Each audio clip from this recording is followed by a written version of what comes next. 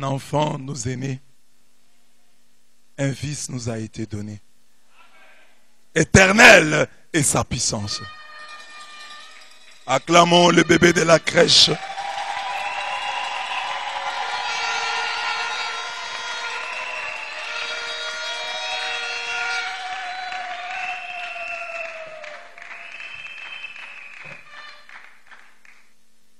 D'un soleil à l'autre, tel est le thème que j'ai choisi. D'un soleil à l'autre. Nous fêtons Noël qui est à ses origines la fête du soleil déifié. À Rome, on avait déifié le soleil. On croyait que le soleil était un dieu, comme on croyait que la lune était une déesse. L'homme primitif, devant l'extraordinaire, devant les très minces fascinances, devant tout ce qui fait peur, devant tout ce qui fascine, en fait, devant tout ce qui fait peur et fascine, l'homme primitif est très souvent tombé dans le piège de l'idolâtrie. Quand il a vu, quand il voit quelque chose qui lui fait peur et qui le fascine, l'homme a cru toujours y voir un Dieu. C'est ainsi que dans cette Rome païenne, les gens, en admirant le soleil, pas seulement à Rome, mais dans le monde, les pays environnants d'Israël, les gens ont fait la même chose. Ils ont adoré le soleil. Et cette adoration est prohibée dans les Saintes Écritures. Nous avons Deutéronome 4, 19. Veille sur ton âme, de peur que levant les yeux vers le ciel, et voyant le soleil, la lune et les étoiles, toute l'armée des cieux, tu nous sois entraîné à te prosterner en leur présence et à leur rendre un culte. Ce sont des choses que l'Éternel ton Dieu a données en partage à tous les peuples sous le ciel tout entier. Les autres peuples peuvent adorer le soleil, peuvent adorer la lune. Bon, c'est une puissance d'égarement qui les pousse à faire cela. Mais vous, vous êtes Israël. Vous ne devez pas adorer le soleil, vous ne devez pas adorer la lune, vous ne devez pas adorer les étoiles. Deutéronome 4, 19. Il y a là la prohibition, l'interdiction d'adorer le soleil, la lune et les étoiles, d'adorer les astres des cieux. Mais parlant du Messie, la même Bible, en Malachie 3, 20, Bible catholique, en Malachie 4, 2, Bible protestante, dit ceci. Mais pour vous qui craignez mon nom, le soleil de justice brillera. Ses rayons vous rendront la santé. Vous vous élancerez, vous bondirez comme des veaux au pâturage. Donc il y a d'un côté le soleil que l'homme a adoré, mais de l'autre côté, Dieu qui utilise pour le Messie qui va venir et pour lui-même la métaphore du soleil. Dieu se compare, le Messie est comparé au soleil. Et on dit ici, le Messie qui va venir, il est le soleil de justice. Il brillera et ses rayons nous rendront la santé. Ses rayons nous guériront. Donc, en même temps que la Bible interdit d'adorer le soleil, la Bible nous dit que Dieu est le soleil par excellence. Alors, fêter Noël signifie quoi? Puisque notre thème c'est d'un soleil à l'autre. Nous devons passer de l'adoration du soleil créature à l'adoration du soleil créateur. Ah, vous allez dire, mais nous on n'a jamais adoré le soleil créature. Non, nous l'adorons aussi à notre manière. Il y a des hommes, des femmes qui se disent entre eux, tu es le soleil de ma vie. Amen. Quelqu'un peut appeler son ami soleil de ma vie. Chacun a un petit soleil. Mon rayon de soleil. Ça existe, donc des amoureux s'appellent ainsi, mon soleil. Il y a même des hommes qui s'appellent soleil, des femmes qui s'appellent soleil, des rois qui se sont appelés soleil. Donc ne voyez pas seulement le soleil astre, mais voyez tout homme, toute chose, toute activité qui, dans votre vie, joue le même rôle ou semble jouer, d'après vous, le rôle du soleil. Quand quelqu'un dit, tu es le soleil de ma vie, c'est-à-dire dans ma vie, il y a le froid, c'est toi qui apportes la chaleur. Dans ma vie, ça ne va pas. Vous voyez, quand nous avons un dimanche ensoleillé, comment ça nous fait du bien. Moi, j'étais en Europe et je m'inquiétais. Chaque fois que je me réveillais le dimanche, et il n'y avait pas de soleil.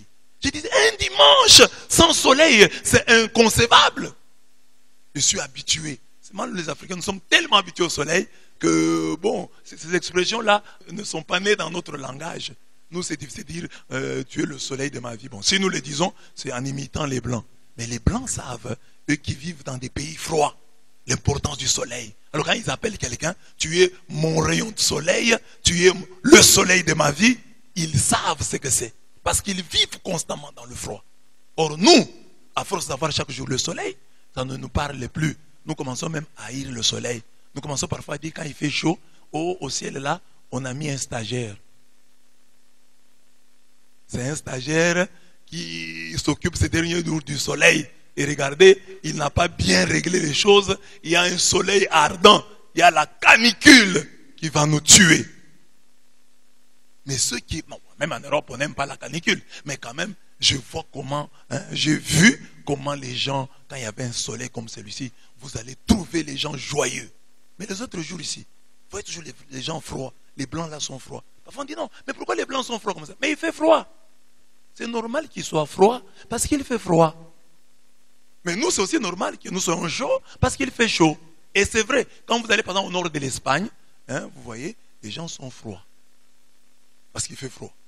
Mais au sud de l'Espagne, à Sevilla, à Valencia, là les gens sont chauds. Ils sont un peu comme les Africains, ils sont chauds. Mais là où il fait froid, les gens sont froids. Mais allez dans les pays comme la Belgique, il fait très froid là-bas. La Belgique, la Suède, la Scandinavie là, les gens sont très froids. Vous avez déjà vu un Suédois ou un Norvégien? Ils sont froids. Alors, eux comprennent. Et puis quand vous allez en Europe, vous allez comprendre que, je comprends maintenant la fête de Noël. Je comprends. Parce que, justement, ils cherchent le soleil. Et quand il y a le soleil, vous voyez qu'il y a la vie. Dehors, là, les restaurants, vous voyez les gens là qui portent. Parce que quand il fait froid, tout le monde se cache. Ils portent des manteaux. C'est pas intéressant. Donc tout le monde a... Parce qu'il y a un froid qui vous frappe. Vous avez l'impression que vous êtes blessé. Ça, c'est l'image qui frappe les blancs. Nous aussi, elle peut nous frapper. La nôtre, c'est quoi? Les gens là qui sont pauvres. Ils ont besoin de soleil, non?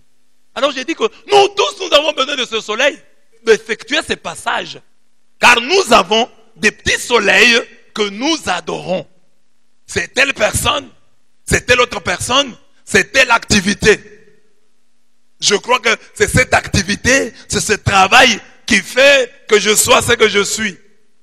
Parce que sans le soleil, la vie sur terre serait impossible. Alors, si j'ai dit à quelqu'un, tu es le soleil de ma vie, c'est-à-dire, tu es très important. Je ne peux pas vivre sans toi.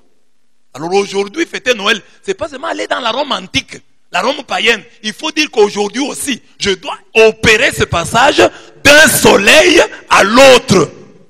Quitter le soleil créature pour rejoindre le camp du soleil créateur. Amen. Accroche-toi au grand soleil, au vrai soleil, au soleil de justice, dont les rayons nous guérissent. Les autres soleils nous rendent malades. Les autres soleils nous tuent. Mais il n'y a qu'un soleil qui nous donne la santé. Le soleil de justice. De Malachie 3, 20. De Malachie 4, 2. Amen. Voilà la fête de Noël. Un premier sens. Opérer le passage. Des soleils. Des petits soleils au vrai soleil. Des faux soleils au vrai soleil. Des soleils créatures au soleil créateur. Alors chacun doit examiner. Tu fêtes Noël. Qu'est-ce qui est le soleil dans ta vie? Qu'est-ce qui te fait vivre? Comme principe spirituel, il faut établir que je ne peux pas donner à un homme, à une femme, à une chose, à une activité, c'est que je n'ai jamais donné à Dieu. C'est le principe. Ça fêtait Noël. Nous avons compris le sens de Noël. Que je ne peux pas donner à un homme, à une femme, à une chose, à une activité, c'est que je n'ai jamais donné à mon Dieu. Si je vois une activité, une personne, une chose qui commence à me prendre tout mon temps, je dois me rebeller. Comment cette activité me prend le temps? Le temps que je ne donne pas à Dieu, je commence à le donner à cette activité. Ce n'est pas normal. L'esprit de Noël doit m'habiter. Je dois passer du soleil créature au soleil créateur. D'un soleil à l'autre, tel est notre thème. Il y a des filles et des garçons ici. Si une fille, un garçon t'appelle, celui avec qui tu vis, et te dit, toi et moi c'est fini. Il y a des filles, il y a des garçons qui vont pleurer. Mais si on leur dit qu'aujourd'hui il n'y a pas prière, ils ne vont pas pleurer. Ils vont trouver normal. Oh, ça va, c'est d'ailleurs bien. Ils vont même se réjouir. Si je vous dis, bon, comme nous avons prié hier, aujourd'hui la prière est facultative. Vous n'allez pas venir. Nombreux n'allez pas venir. Regardez ce que nous faisons ici à l'église. Il y a des gens incapables de tenir du début à la fin de la messe les autres jours. Mais au jour de leur anniversaire, chacun tient jusqu'au bout. Parce qu'au bout, il attend quoi? Ses cadeaux d'anniversaire. Il doit passer devant ici. Joyeux anniversaire, accepté de bon cœur, nous fait le plus. Alors il va rester jusqu'au bout. Et même ses amis, j'ai prêché ça ici. Et même ses amis resteront jusqu'au bout pour lui donner le cadeau. Tous ces gens qui ne terminent pas la messe, si on dit aujourd'hui, après la messe ici, chacun a $10, vous n'allez même pas voir le couvre-feu. Vous allez même demander, vous savez, de $10, donnez-nous en francs. Pour que quand vous allez nous donner, après le couvre-feu, si on nous arrête, nous donnons une partie aux policiers. J'ai dit seulement, après cette messe, chacun a $100. Mais la messe va se terminer à 22 heures. Vous allez même dire, on dort ici. Vous savez, on dort. Amen. Avec cette introduction, nous avons déjà lancé l'essentiel de notre enseignement. La fête de Noël, c'est donc la fête où Jésus-Christ est intronisé dans nos cœurs. Où Jésus-Christ détrône toutes les autres puissances, toutes les autres forces pour occuper seul ce trône qu'est notre cœur. Voilà ce que dit déjà la première lecture. Ils sont beaux, les pas du messager. Les pas de celui qui annonce la paix, qui porte la bonne nouvelle, qui annonce le salut et qui vient dire à Sion, c'est-à-dire à Jérusalem, il règne ton Dieu. Qui doit régner? Mon Dieu. Le message de Noël, ton Dieu doit régner. Un autre soleil ne doit pas régner. Le soleil qui doit régner, c'est ton Dieu. Alors maintenant, nous allons comprendre cela avec l'histoire de Noël. Aux origines de Noël, c'est mon premier point. L'événement que nous fêtons en ce jour est biblique. Donc Jésus est né un jour. Mais la date choisie pour commémorer cette naissance n'est pas biblique. Ce n'est pas un problème. Tout ce que nous faisons n'est pas biblique. Le micro que je tiens ici n'est pas biblique. La chair que j'ai ici n'est pas biblique. Jésus avait la chair. Jésus avait un livre sous cette forme. Ils avaient des rouleaux. Nous avons aujourd'hui des Bibles même électroniques. Dans les téléphones. La Bible dans un téléphone est-elle biblique? La Bible que tu as dans les téléphones là, est-elle biblique? Montre-moi un seul apôtre qui a lu les Saintes Écritures à partir de son téléphone. Et parfois les catholiques se font avoir par ce biblicisme de mauvais goût, de mauvais aloi. Donc, l'événement est biblique. Jésus est né à un certain moment de l'histoire. Mais la date à laquelle nous commémorons cet événement n'est pas biblique.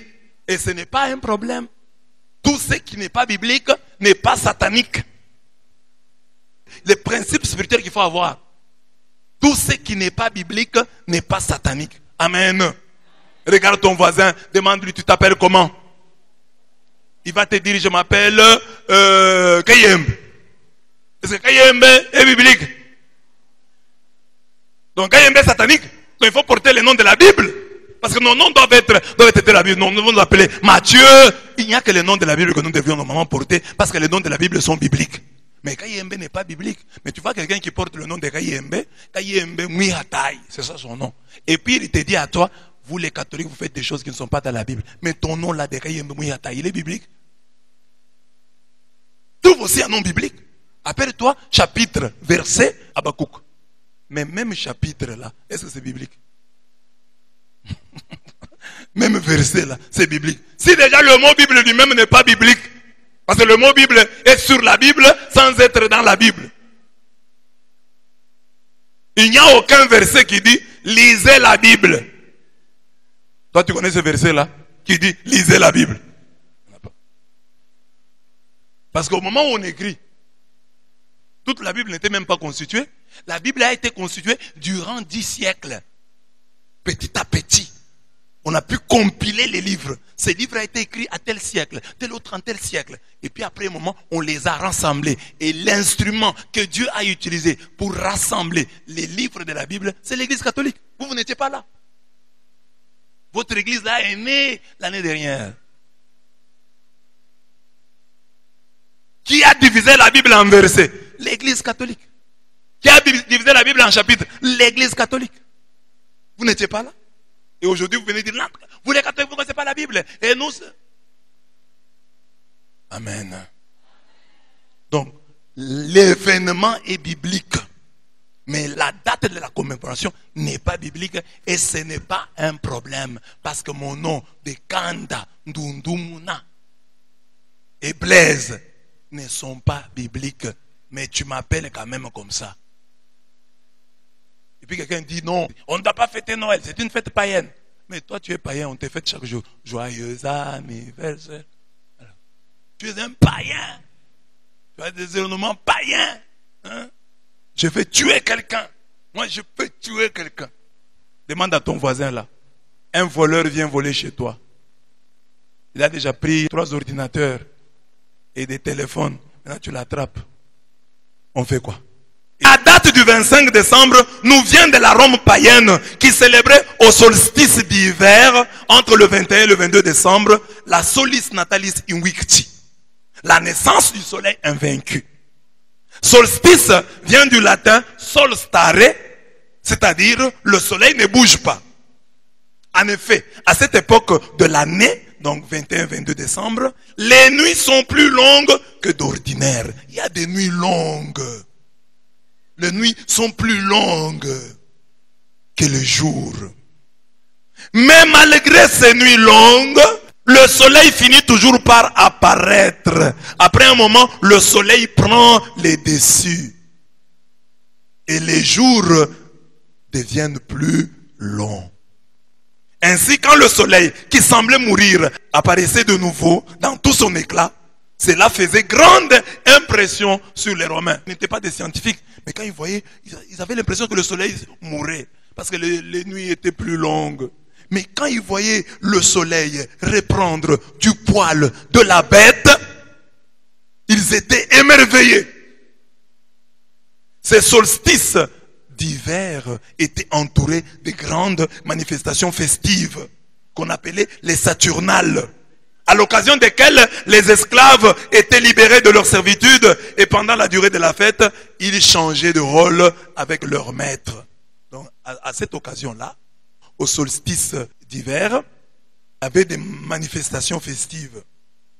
Et lors de ces manifestations, les esclaves étaient libérés de leur servitude et ils changeaient de rôle avec leurs maîtres. Les maîtres devenaient les esclaves et les esclaves devenaient les maîtres. Quand Rome s'est convertie au christianisme, ces célébrations populaires continuèrent à attirer les Romains, les chrétiens et les païens. Donc, Rome est déjà convertie. Les gens sont devenus des chrétiens. Certains sont restés païens. Parce que tout le monde ne s'est pas converti. Alors maintenant, au 25 décembre, qu'est-ce qui s'est passé? Les chrétiens avaient tendance à fêter le soleil parce que ces fêtes-là étaient populaires. Les Saturnales étaient célébrées par tout le monde. Alors les chrétiens déjà convertis étaient tentés de retourner à leur vomissure. Alors les autorités de l'église de l'époque, dans un souci profondément pastoral, comme des vrais pasteurs, ils ont dit quoi? Ces hommes et ces femmes convertis au christianisme, nous les chrétiens, nous avons maintenant déjà une certaine influence sur cette société. Que pouvons-nous faire? Au lieu de supprimer cette fête, christianisons-la, évangélisons-la, donnons-lui à cette fête une nouvelle signification. Parce que c'était difficile de couper court, de dire aux gens, n'allez plus là-bas, c'est fini. Non. Il fallait leur dire qu'en réalité, le soleil que vous adorez n'est pas le vrai. Nous allons nous vous montrer le vrai soleil qu'il faut adorer. En ce sens, il s'est comporté comme Paul à Athènes. Quand vous lisez Actes des Apôtres 17, 22 à 23, quand Paul arrive à Athènes, je vais y revenir, il trouve une statue consacrée à un Dieu inconnu. Les Athéniens, comme c'était des polythéistes, ils avaient érigé des statues pour chaque dieu, pour Zeus, pour tel et tel autre dieu, pour Hermès, etc. Mais ils s'étaient dit, comme nous ne connaissons pas, nous n'avons pas toute la liste des dieux, il peut arriver que nous ayons oublié un. Alors érigeons un monument que nous consacrerons au Dieu inconnu.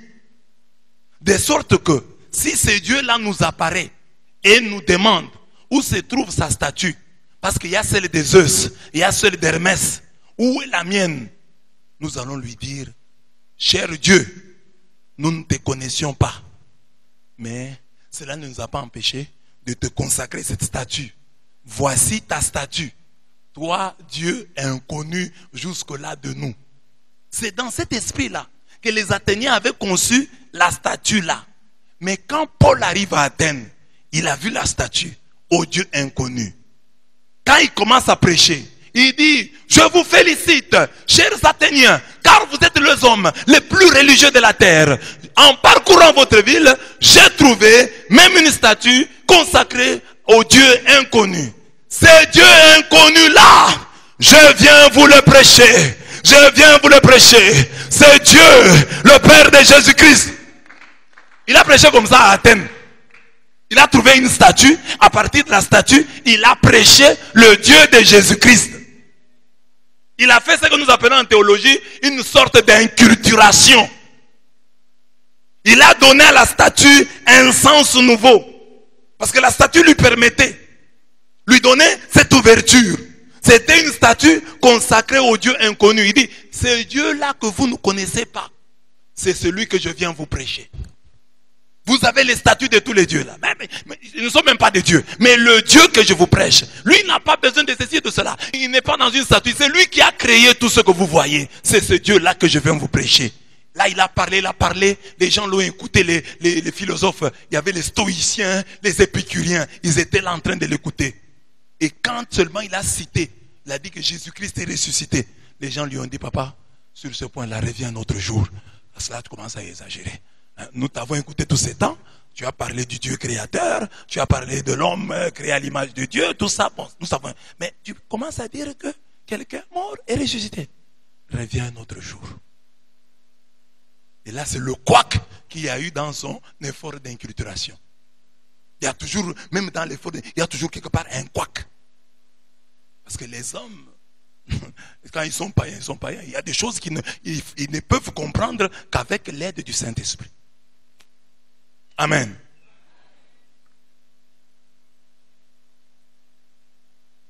Donc les autorités de l'église ont compris. Les chrétiens étaient attirés chaque fois par c'est Saturnal. C'est fête du soleil invaincu. Et ils étaient encore tentés de retourner. Il y avait des manifestations festives. Il y avait des organisations. Mais fallait-il continuer à y aller ou ne plus y aller? Alors l'église a dit non, non. En fait, ils fêtent quoi? Ils fêtent le soleil. Ils disent que le soleil, c'est quoi pour eux? Ils disent que le soleil, c'est leur créateur. Oh, ce soleil, c'est leur créateur. Ils se trompent. Lisons Malachie 3:20 ou Malachie 4:2. Et là, on dit que le soleil de justice brillera. Et dans ces rayons, vous aurez la guérison. Disons-leur que le vrai soleil, chaque 25 décembre, au lieu de fêter le soleil créature, enlevons, détrônons le soleil créature et sur le trône, plaçons le soleil créateur, Jésus-Christ, soleil de justice. Voilà ce que firent les premiers chrétiens. Et ça doit nous interpeller. Aujourd'hui, notre christianisme n'a plus d'influence. Nous devons plutôt être admiratifs envers les chrétiens de ce temps-là. Et des temps passés. Regardez aujourd'hui, il y a des villes qui ont gardé des noms chrétiens. Il y a en France, Saint-Étienne, avec une équipe Saint-Étienne. Aux États-Unis, il y a des villes qui portent les noms des saints. San Francisco, c'est Saint-François. San Diego, c'est Saint-Didas. San Diego, ce sont des villes, des grandes villes en Californie. Ils portent des noms chrétiens. Regardez à Rio de Janeiro, la statue du Christ Rédempteur. Il y a une grande statue au Brésil. Vous entrez comme ça, vous avez déjà vu, hein? Le Christ, c'est au Brésil. Mais nous ici, nous sommes des chrétiens au Congo. Nous sommes majoritaires. Qu'est-ce que nous avons influencé? Quelle est la ville qui porte un nom chrétien? Et la statue là du Christ Rédempteur, cette statue là, 38 mètres à Rio de Janeiro. Christ Rédempteur. Donc, vous entrez à Rio, vous voyez. Christ qui vous accueille. 38 mètres. Donc 30 mètres la statue et le piédestal 8 mètres. La statue là n'est même pas vieille, hein? Elle est de 1931. Ils ont influencé leur temps. San Francisco, San Diego, Saint-Étienne, une ville. Il y a même un pays, Trinité. Il y a un pays comme ça, Trinité. Il y a des îles qui portent le nom des saints. Les gens de cette époque-là étaient des influenceurs. Au lieu de les critiquer, ils ont pris une date à laquelle on célébrait les dieux païens. Ils ont supplanté les dieux païens. Ils ont mis Jésus là-bas. Nous devons plutôt être admiratifs à leur endroit au lieu de les critiquer. Parce que nous sommes incapables de faire cela. Regardez aujourd'hui combien de pratiques païennes nous envahissent à l'église. Qu'est-ce que nous, comme chrétiens, nous avons apporté dans ce monde? Prenons le cas de la société congolaise. Quelles sont les pratiques lors des mariages, lors des voyages, lors des collations, qui sont des pratiques chrétiennes que nous avons apportées, à travers lesquelles nous avons influencé le monde? Il n'y en a pas. C'est au contraire le monde qui nous influence.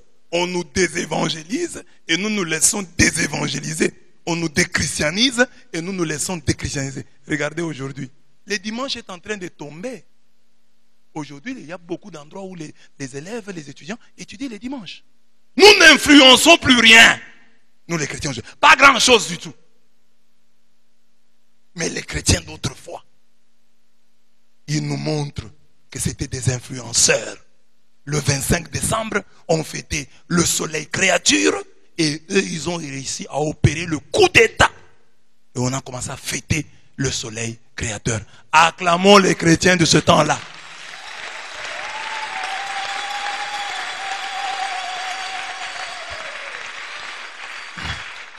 C'est grâce à eux que le 25 décembre est une journée fériée. Et il y a des gens qui se mettent à critiquer. Comment le 25 décembre? Moi, je ne fête pas Noël. Mais le 25 décembre, va travailler, non?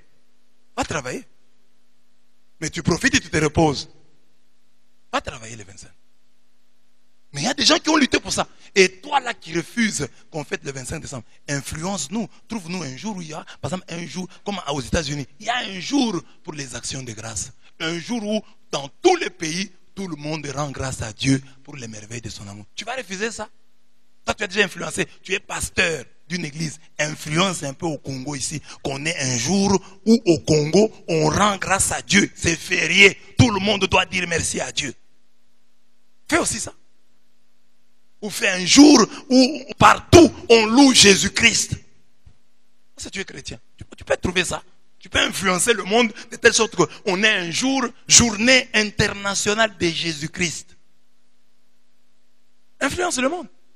Et tu critiques ceux qui ont influencé. Ceux qui ont permis qu'aujourd'hui, les 25, tu restes chez toi. Tu te reposes. Et dans le temps, quand tu étais catholique, les 25, tu as profité. Tu as mangé des coqs et des poules. Remets-nous nos coqs là. Vomis nos coqs. Et tu as même porté des habits neufs. Remets-nous nos habits là, si tu es capable. Les chrétiens d'autrefois, des grands influenceurs. Nous n'influençons pas le monde. Même les jours de notre mariage, j'ai déjà posé la question ici. Quel est le chrétien courageux qui dira, qui écrira sur son invitation: tu ne viens pas à ma messe, ne viens pas à ma fête. Je n'ai jamais vu quelqu'un qui a le courage de dire ça. Ils ont toujours peur. Ah, si j'écris ça, je vais rater les cadeaux. Pauvre incrédule, païen baptisé. Et imaginez maintenant, 50 chrétiens le font. 100 chrétiens le font. 1000 chrétiens le font. Ça va entrer dans la tête des gens. Les choses vont changer. Mais nous ne voulons pas changer les choses. Nous, c'est l'immobilisme. Et nous critiquons les gens qui, à l'époque, ont changé des choses. C'est ça qui m'étonne. Non seulement nous sommes incapables, mais nous critiquons ceux qui ont été capables. Toi, tu n'as pas le courage d'écrire seulement sur l'invitation. Tu ne viens pas à ma messe, ne viens pas à ma fête. Tu n'es pas capable, tu as peur. Oh, si j'écris ça, je vais rater les cadeaux. Qui t'a déjà trompé que dehors des mariages, il y a des cadeaux sérieux? Ce sont des cadeaux en plastique et en carton. Il n'y a rien. C'est ici qu'on forme des chrétiens influenceurs. Comme les papas qui sont ici. Tu as une fille, on veut l'épouser. Comme d'autres, oh non, amène une arme. Tu veux commencer la rébellion? Oh ordinateur. Voilà ce que firent les pasteurs de l'époque. Nous sommes en 336. Après Jésus-Christ, bien entendu. Il s'agit de Noël.